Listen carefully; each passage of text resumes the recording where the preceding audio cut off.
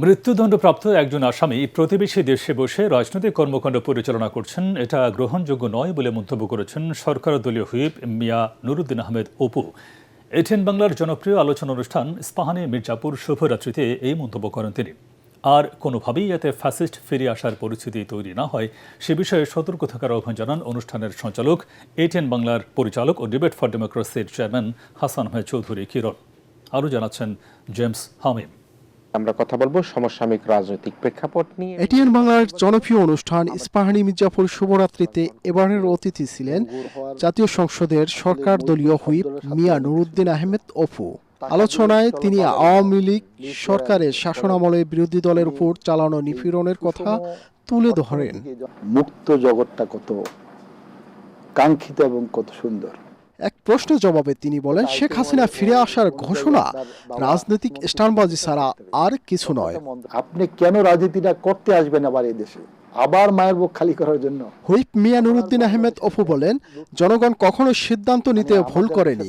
প্রধানমন্ত্রী তারেক রহমানের উপর জনগণ যে আস্থা রেখেছে সেটি রক্ষা করে দেশ গঠন এখন বিএনপির মূল লক্ষ্য বলেও জানান তিনি। বাংলাদেশের জনগণ যে সিদ্ধান্ত নেয়,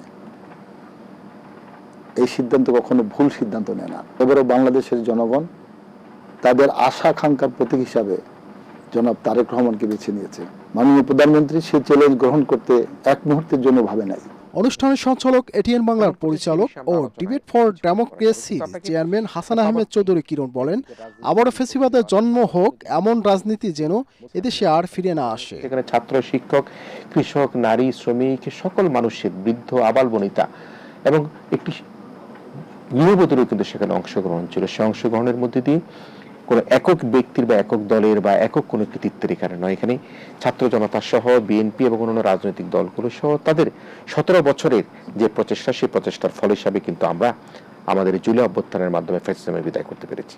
দেশের অর্থনীতি গতিশীল ও শক্তিশালী রাখতে প্রধানমন্ত্রী বিভিন্ন অর্থনৈতিক সংস্কার, উন্নয়ন প্রকল্প, উৎপাদন বৃদ্ধি এবং বাণিজ্য প্রসারের নিয়মিত কাজ করে যাচ্ছে বলেও জানান হুইপ। বাংলাদেশের জনগণের প্রতি কৃতজ্ঞতা প্রকাশ করছি।